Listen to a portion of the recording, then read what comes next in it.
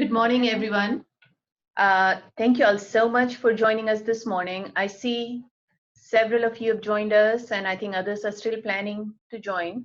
Let's give them another 30 seconds or so before we launch into our conversation this morning.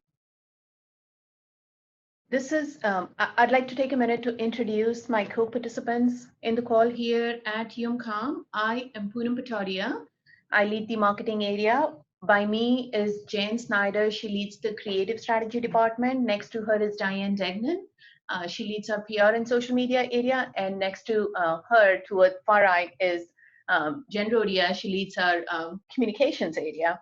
So I want to state a couple brief housekeeping kind of stuff, and then we'll get started. I see most of the audio is muted already, but please be sure to keep your audio muted so we don't have static. If you do have a question or if you have thoughts that you want to share, we're going to have a very conversational meeting this morning, so it's not too formal. Feel free to raise your hands. If you look at the participants tab on your Zoom screen, to your right, you will see an option to raise hand. Once you click on that button, we'll be able to see who has raised their hands, and we'll be able to unmute your phone, and then you should be able to speak up with whatever your thought or question is. The other option is to share your question through the chat box, and we'll keep an eye on that too. That's it. In terms of the housekeeping, we'll get started. We want to share with you a little bit about the work we are going to do between now and General Conference, and some of the thoughts we've had, some of the challenges we've had, and share with you what plans we have between now and then, and also understand from you all what are your challenges and some of the things that you may be undertaking. Before we launch into that, Jen, would you begin us with a word of prayer? Yes, thanks. And thank you all for joining us today. I know that we have a lot on our hearts and minds as we go into this season in the church. And, life still goes on and things still happen. You all know we had to move this conference call because of issues that are going on right now in Nashville. And I know that each one of us out there has our own various challenges. And so I want to just begin us with a scripture that we've been thinking about a lot here as an agency. And I want to share that with you all too. It's Philippians 4:8. And it says, finally, brothers and sisters, whatever is true, whatever is noble, whatever is right, whatever is pure, whatever is lovely, whatever is admirable, if anything is excellent or praiseworthy, think about these things. And so we are also trying to offer, even with this campaign, a way for all of us to be able to think on those things which are excellent and praiseworthy. So let me open us in a moment of prayer. God, I thank you that even when we don't see you, you are in our presence. You are in the midst of us. I pray that you be with all of those who are hurting or grieving today, all of those who are anxious. Help us to adjust our thoughts and think on you. I pray that you guide our steps and give us wisdom and help us to continue to learn and grow and learn from each other as we go out from this place. Bless this conversation and let us use it to glorify you. In your son's name we pray. Amen. Go ahead. So let's dive right into this. Again, thanks for being here. We're going to be covering some things today, sort of informally, but really what we're looking at is what do communications look like between now and General Conference, and how are we going to move forward out of that? So in trying to prepare for that, UMCOM has worked on a campaign that's going to be really messaging to our members and our leaders. And the idea of this campaign, during this time of chaos and confusion, we're really focusing on the people of God. And I'm going to turn it over to Jan Snyder to show some images from that, some initial things, and talk about that concept. And then from that, we're also going to speak to how that plays out on our communications websites, what resources you all will be receiving as communicators so that you can execute this in your own context. And then we want to invite conversation at the end of this in some of our messaging strategy that Diane will share, and how we all work together, as communicators to create a vision for the church post-General Conference. Some of the key things that we've kept in mind as we've developed this campaign is, as a communications agency, what are some of the key challenges that we need to address right now? We need to dispel myth. We need to share information, we need to give hope, we need to talk about who this church is as it is right now and who it will be based on wherever we are going. So how do we do that? And we know that you all struggle with some of the same things. So that was the primary reason. The campaign is not fully developed yet. We are literally at the front end of it, and we wanted you all to be part of it as we develop the campaign further, but also understand what were some of the challenges we were dealing with as we came up with these strategies. So the front end of the campaign, which is really more outbound, will be some of these images that Jen is going to talk about. And then we're going to have a heavy content part supporting the front end campaign, which is going to do the heavy lifting of explaining what this church is. There is a place for everyone here. It's a diverse church. It's a missional church. What are the things we've accomplished in the past? So that's the overall gist of the campaign. Jen, do you want to talk about? Yeah, so when we were talking about doing this campaign, we talked about we are all people of God, and we are using several descriptives. I think we have 7 that we've settled on. Here's the first one that we did, which is Spirit-filled people of God. And you'll notice down at the bottom there's a landing page where the content will live. There will be a similar landing page once we start building out all of these assets that you can download on resourceumc.org. So it'll be resourceumc.org/people of God, and we will build out these images for you, for your use. So this was the first one, Spirit-filled people of God. And then we finished this one this week, resilient people of God. And the other descriptives are missional, deeply rooted, faithful, diverse, and connected. So we're in the process of building out those assets, and we'll share those with you on that resourceumc.org/people of God landing page as we get those built out. As you hear about these words, you'll see a lot of thought has gone into picking each one of them. We've spent a lot of time discussing what are the key values of United Methodism and what are the current questions people are raising with all the plans in place. So, some of the myth is the church is not meant for this side or that side going forward. So how do we address that concern? Or the connectionalism being questioned, or where is the place for diversity? So all of that has been kept in mind as we've come up with these 7 words. And all of these words will have multiple images. It won't be just one image for Spirit-filled, because we know that there's a lot of different depictions of how we are Spirit-filled people of God. Same with missional and faithful. So we'll be using those words in different images. Right.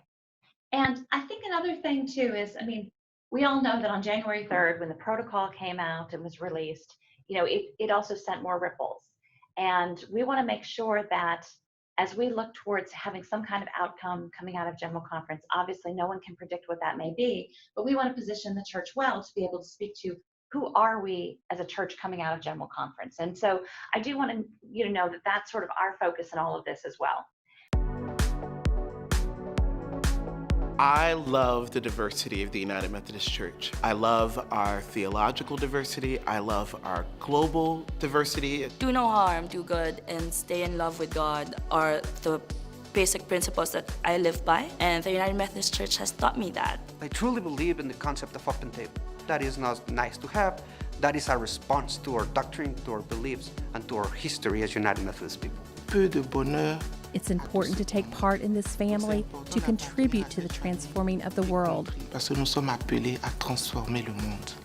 I found myself in a role of becoming one of our UMYF presidents over the years, and really it was during that time that I began to see my own worth, my own value as a person of faith, as a person and a member of creation.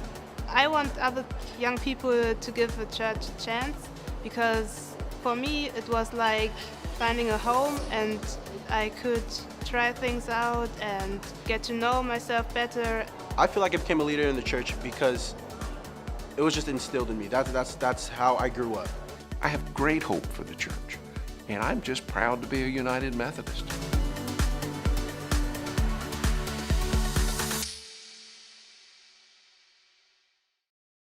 So what we're hoping for in this is that people will start to see that the church is in a good place. We want to continue to create content that helps people understand why would you want to be part of it? What is the church we're staying in? How do we help define the brand of who the UMC is? I mean, obviously we've had a clear brand going forward, but we want to make sure that in no way are elements of the United Methodist Church being co-opted or pulled away. And so we want to make sure that we're lifting up, and you'll see in those words that, you know, we do have a dependence on the Bible, that we are committed to what we stand for. So as we always have with our campaigns, there is the side that faces more the members, and there's the side that faces more our leader audience. The members page you were just on, and that is umc.org/people of God. Here I have you on the Resource UMC page, and this is where you all would go to navigate and find your downloadable resources. So as I scroll down this page, you'll see we get past that content, and there'll be a button. Now, we don't have it loaded up with the downloadable graphics yet. We're still trying to get those in. Jan, what was our time frame on maybe having Well, first? we have these all built out in different sizes, social media sizes, sizes that you can put on your website. We have the Spirit-Filled and the Resilient complete, and we can upload those as, I think we can even upload those today. Actually, I see Spirit-Filled is already here, and Okay, I guess good. Resilient is the one we're waiting on. Yeah, yeah, so we have those ready, and we are, we've got a designer who's actually can't get out of her house because of the tornado, but she's working on those furiously. So we'll have those very soon. Okay. So that was what I wanted to show you, just in where those pages are. And as you navigate around those, you'll see that already, especially on umc.org, under each one of those campaign words, there's all sorts of content already being gathered that helps, you know, describe how we are faithful, how we are missional, how we all are Spirit-filled people of God. And so those would be stories that you could also share in your sites, in your context, and we'll continue to add and build this as it goes. And Diane, do you want to speak a little bit about messaging? Sure. So we're working on creating what I call a message map that would provide some talking points that build on these words for the People of God campaign, and they talk about what's important to us and why, and not necessarily in the context of general conference. They would be just general messages that talk about mission, diversity, and you know why those things are important to us. But then we know that you also need talking points that relate to what potentially could happen at general conference, and to talk about those in through that same lens. So let me just explain that a little more. So we start with a set of messages that are around the campaign, and then we would provide an additional set of messages that sort of look at what could happen in terms of a potential split through that same lens, that are framed through those aspects and what the impact of that one might be. And then we'd have another set of messages that would relate to if a split didn't happen, you know, how that would relate to the mission. So it's really kind of framing those talking points around general conference through the lens of the People of God campaign. So let me just give you an example to make that make a little more sense. Is like one key message might be that the United Methodist Church welcomes people of all ages, gender, theological perspectives, and so we're a very diverse church, geographically, theologically, demographically. So diversity is something that we talk about through the People of God campaign. In terms of a potential split, because we're such a diverse church, it stands to reason that we're going to have some difference of opinion. And if there's a separation, you know, it will be because we just can't find a way that we can all move in the same direction together. If there's not a split, you could talk about that in terms of, you know, because we're a diverse church, we'll have to find better ways to embrace our diversity so that we can continue in our mission, which is what's important to us. So sort of talking about those things through the lens of building on these words and through the lens of what's important.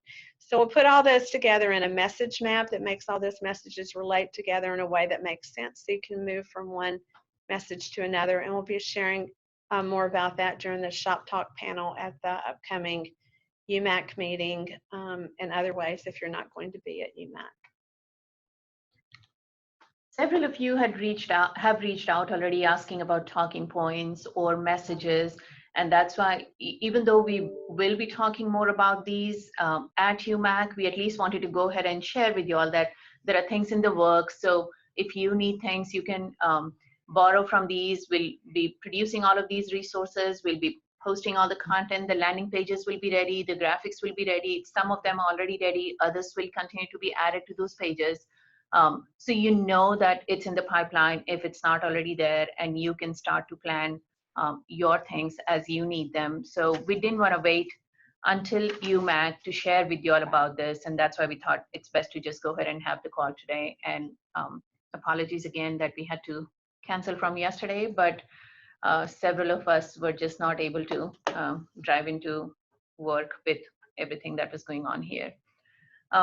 With that, I think that sort of concludes the key things that we wanted to cover in our meeting today. We do want to open it up for questions and answers, or if you have things that are happening in your conference that you would like to share with us, maybe we can borrow from what you have going on, and there might be other thoughts that might spark other conversations. So please share what's going on in your conference.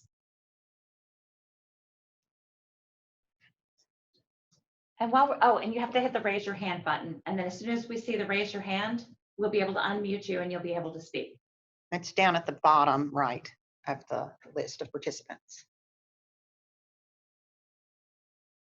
And one thing I'll add while we're doing that is we also have a full communications plan that we'll be releasing probably right at UMAC. And that'll be something that you'll also be able to use as a reference, not only to see what's already been produced, but also what's coming and sort of what the timelines are for those different elements. Okay. It's a question for maybe Jan. Okay, I don't see the question, so. Will the graphics be available as editable files so that we can customize them for our local context or for local church use? Well, we've discussed that. I would need to know what format and everything that you need. I mean, just if you can contact me through email and let me know what specifics you need, and we'll get those to you. It's jsnider@umcom.org, and yeah, we'll get that for you. We're trying to get them built out first, and as soon as we get those built out, we'll get them for you, because I think it would be great to put your photos in there as well. Are any of these items going to be a part of a paid advertising campaign? Yes, on social media, we are actually already starting that. The first ad, which is Spirit-Filled People of God, was already posted on social media last week, was it, Diane? A couple weeks ago. The supporting content pieces were not ready at that time, so we went ahead and launched the graphic side of the campaign a little bit. And yes, we will have some paid aspects to it. Our channels do have huge reach, even as is. So we'll be using both organic and paid channels to promote it. And then you'll also see them on the floor of General Conference everywhere.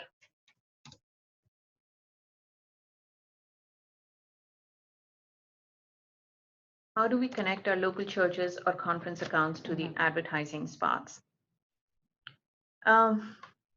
I think that's exactly why we are talking to you today, because we want you to be able to use all the assets. If you can start to use the same assets through your channels in reaching out to your audiences, that's a great way for you to build on the campaign that's already being built here. We can also provide you customizable graphics if you're trying to use them in more specific ways. Same with local churches. All of these assets, again, through email and through social media, we have our leader channels, and we'll be reaching out to our local churches if they want to use it. Our goal is to make more and more of our members see this campaign, and obviously we need your support for it, and we need all of our local churches support for that. So please ask your audiences to take the assets, use them, ask your local churches to do it, use it on your own channels. And if you have specific ideas that you want to share with us, we'd absolutely love those too. Another question is, who do we connect with to work up paid spots in our areas?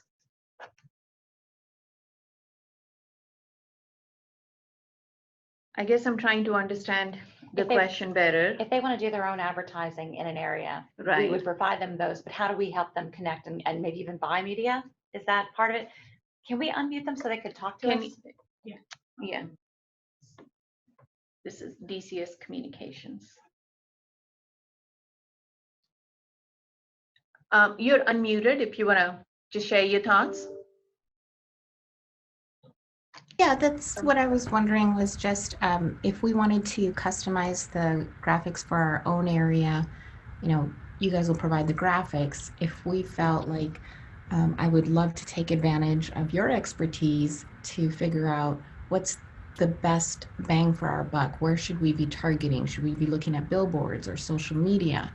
And then for our different areas, because in the Desert Southwest Conference, for example, we're a huge geographic area, just very small church-wise. But, you know, so I would love to know who to talk to from your offices about setting something up where we're using our money wisely. Yeah, I don't mind. I don't mind being that point of contact. Internally, what we've spoken about is this is a campaign that's meant for church members. So in that sense, it's not an world-facing campaign. It's really meant for the people of the United Methodist Church. So we've not considered doing huge outside placements like billboards or any exterior facing placements. We're not really considering those. One of the key channels that we will be using is social media, and we will use both.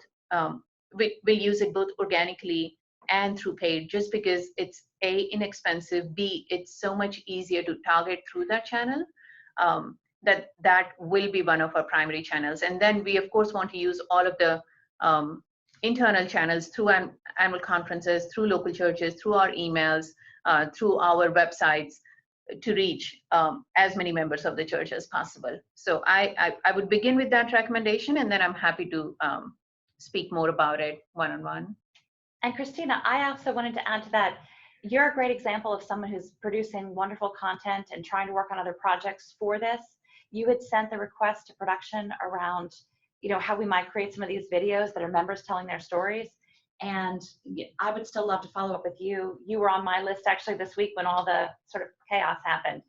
But things like that might be an area where we're seeing a gap in the church, and that could be great content, and we could partner with you so that we're absorbing, you know, some of that cost, because we're creating content anyway, and then it's coming from the local conference and the annual conferences as opposed to just from UMCOM.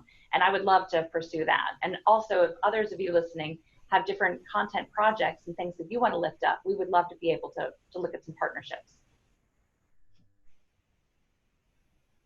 What about an audit on our communications to better reach our insider audience?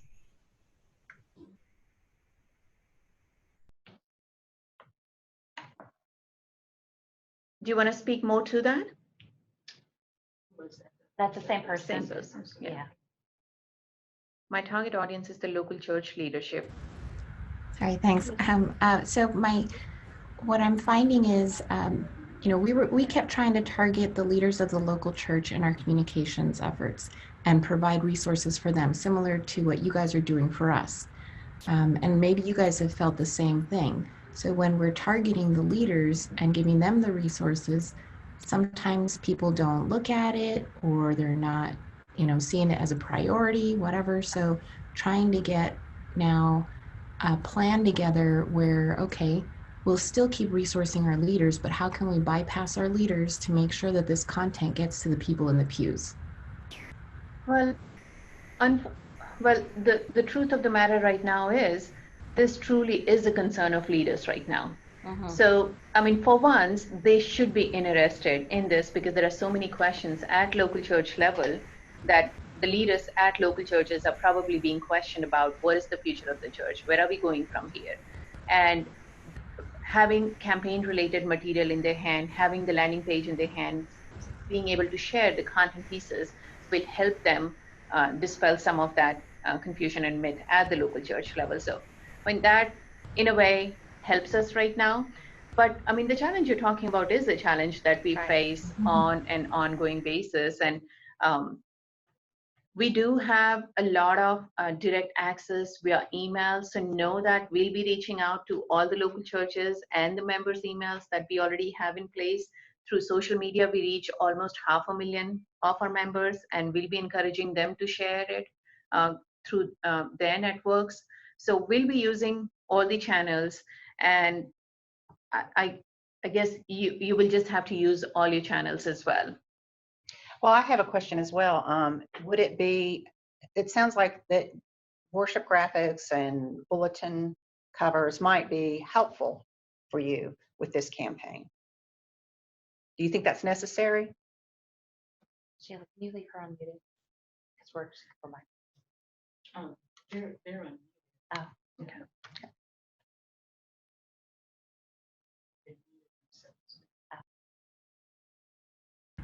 Definitely. You know, when we had help from United Methodist Communications on creating some localized little, I think they were 30-second or maybe 1-minute videos that were about apportionment giving without actually talking specifically about apportionments. We were talking about the many different ways that their giving is blessing other churches, creating new disciples, and in camp ministries and all that.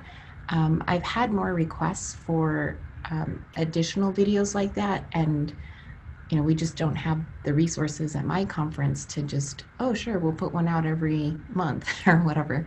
But I think if we're able to tie it in that way, because giving and attendance is huge right now. It's just, at least in our conference, it's going down. You know, we were lucky enough that we started out in a healthy financial spot, so we're still okay, but the numbers are there. It's a decline, and so having these resources available where it's kind of like, you know, not the buck stops here. I don't remember what the euphemism is for it, but where it's not just a feel good message, it's so that this can happen. You know, giving them that information about the church is still here. We're still doing ministry. This is still critical work. So here's how you can take a part in it. You know, that piece, if you're able to do something for worship like that, that'd be great. And our Connection Giving team continues to produce a lot of those resources. I'll also connect with them after our call here to see if they have any such localized content plans, unless you're aware of something else, Jen. I'm not sure that they're doing any video series with us right now, but that could be another thing that we look at. You know, one of the things that we're really trying to identify when you're also looking through the communications plan is, you know, if there are gaps or there are things that you really wish you had in your context to help you communicate during this time, let us know, because maybe we can help and prioritize those things. Maybe they're already on the list, but we need to get them sooner. One of the things that should be coming out shortly is also PowerPoint slides that kind of help a church leader or a pastor walk through with their church. Hey, here's what's happening. You know, just sort of like addressing some of the facts around this, what we know, what we don't know, what we can't know, you know, sort of helping, again, dispel fears and help people feel more confident about how they move forward. Because one of the things we're hearing, we've done some focus groups with local pastors, and they just keep saying, I don't know even how to talk to my congregation about this. That feels like there's so much to wade through. How do we get it back to a high level so that we can, you know, kind of calm fears and help people remember that we're still doing ministry at the local church that is vital and relevant and that will continue even past May. So I hope, I see another point there, an FAQ then. Awesome, that's helpful, that's great. We did create a comparison chart of all the plans. Hume News put that out a few weeks ago. So if you're not aware of it, it is on Hume News website. And that is one of the resources that's very helpful for all levels of the denomination, where you can compare everything that's present in terms of a different structural plan for the denomination. Oh, great. I read your point, Christina, that you've seen it and used it. Wonderful. Anyone else has any other thoughts, questions, comments? Mississippi Conference. We're unmuting you.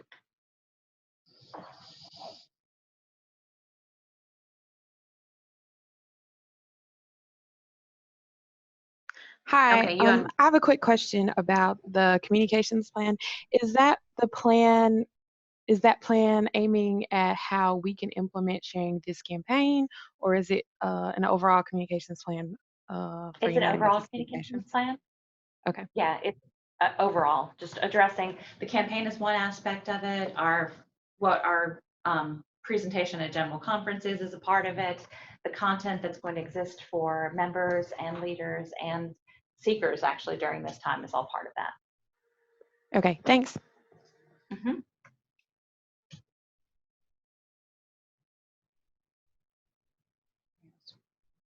all right. I don't see any other raised hands or questions in the chat box.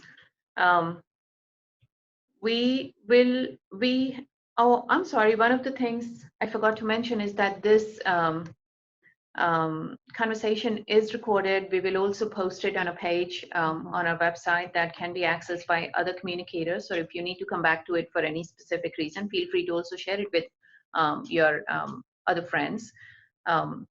So if there are other questions, our contact information, how do we provide contact information, Sheila? Do we type it in the chat box?